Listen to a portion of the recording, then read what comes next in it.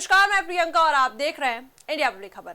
लोकसभा में महिला आरक्षण से जुड़े संविधान संशोधन विधेयक के पारित न होने के बाद देश की राजनीति में जबरदस्त घमासान छिड़ गया है। सत्ता पक्ष और विपक्ष एक दूसरे पर गंभीर आरोप लगा रहे हैं। बीजेपी ने विपक्ष को महिला विरोधी बताया, जबकि कांग्रेस और अन्य विपक्षी दलों ने इसे लोकतंत्र की जीत करार दिया। सोशल मीडिया पर भी बयानबाजी तेज हो गई है, जहां बीजेपी ने राहुल गांधी की तस्वीर के साथ वांटेड पोस्टर शेयर कर राजनीतिक हमला बोला।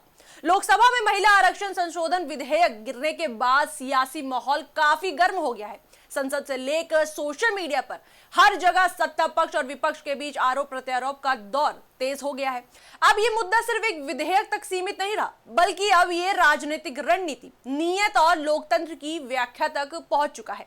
इस पूरे घटनाक्रम के बाद सबसे बड़ा सवाल यही है कि आखिर ये विधेयक क्यों पास नहीं हो पाया और इसके लिए जिम्मेदार कौन है। सत्ता पक्ष का कहना है कि विपक्ष ने राजनीति से प्रेरित होकर महिलाओं को उनका हक नहीं मिलने दिया, जबकि विपक्ष का आरोप है कि सरकार ने इस बिल के जरिए लोकतांत्रिक व्यवस्था को बदलने की कोशिश की है।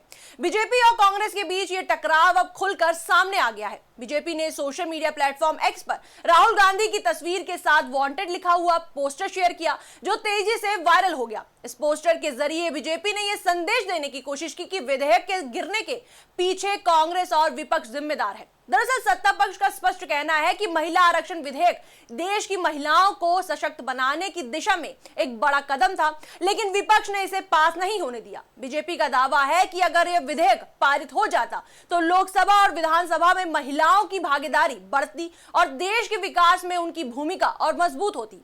वहीं केंद्रीय मंत्री किरेन रिजिजू ने इस पूरे मुद्दे पर कड़ी प्रतिक्रिया देते हुए कहा कि विपक्ष ने राजनीतिक कारणों से इस विधेयक को रोक दिया। उनके अनुसार ये सिर्फ सरकार की नहीं बल्कि देश की महिलाओं की हार है। उन्होंने कहा कि महिलाओं को निर्णय प्रक्रिया में बराबरी का अधिकार देने का एक महत्वपूर्ण अवसर विपक्ष की वजह से छिन गया। वहीं दिल्ली की मुख्यमंत्री रेखा गुप्ता ने भी विपक्ष पर तीखा हमला बोला। उन्होंने कहा कि कांग्रेस और समाजवादी पार्टी ने जानबूझकर इस बिल का समर्थन नहीं किया। उनके मुताबिक विपक्ष नहीं चाहता कि देश की आधी आबादी को संसद और विधानसभा में उचित प्रतिनिधित्व मिले। वहीं आपको बता दें, रेखा गुप्ता ने यह भी कहा कि विपक्ष अलग अलग बहाने बनाकर इस विधेयक को रोकना चाहता था। कभी जाति का मुद्दा उठाया तो कभी धर्म का। उन्होंने सवाल उठाया कि जब देश की जनसंख्या बढ़ चुकी है तो सीटों की संख्या बढ़ाने में क्या दिक्कत है। उनके अनुसार विपक्ष अपने राजनीतिक हितों के कारण महिलाओं के अधिकारों के रास्ते में बाधा बन रहा है। तो वहीं दूसरी तरफ विपक्ष का कहना है कि यह विधेयक महिलाओं के अधिकारों से ज्यादा राजनीतिक फायदे के लिए लाया गया था। कांग्रेस और अन्य विपक्षी दलों का आरोप है कि सरकार ने इसे जल्दबाजी में पेश किया और इसके पीछे छिपे एजेंडे को नजरअंदाज नहीं किया जा सकता। वहीं अब बात कर लेते हैं राहुल गांधी के बयान की। तो उन्होंने इस विधेयक को राजनीतिक चाल बताया। उन्होंने कहा कि यह असल में देश के चुनावी और राजनीतिक ढांचे को बदलने की कोशिश थी। उनके अनुसार सरकार ने महिलाओं के नाम पर असंवैधानिक तरीके अपनाए, जिसे विपक्ष ने मिलकर रोक दिया। इसके बाद राहुल गांधी ने यह भी कहा कि अगर सरकार वास्तव में महिला आरक्षण लागू करना चाहती है तो 2023 में पारित कानून को तुरंत लागू करे। उन्होंने भरोसा दिलाया कि विपक्ष इस मुद्दे पर पूरा समर्थन देगा। वहीं इसके बाद कांग्रेस महासचिव प्रियंका गांधी का भी बयान सामने आया। उन्होंने इसे लोकतंत्र की जीत बताया। उन्होंने कहा कि सरकार ने इस विधेयक के जरिए लोकतंत्र और संघीय ढांचे को कमजोर करने की कोशिश की थी, जिसे विपक्ष ने विफल कर दिया।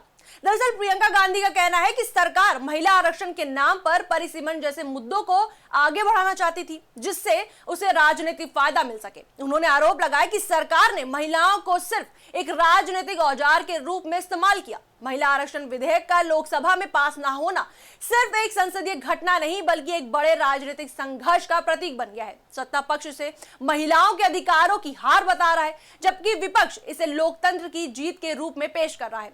आने वाले समय में यह मुद्दा और भी ज्यादा तूल पकड़ सकता है, खासकर 2029 के लोकसभा चुनावों से पहले।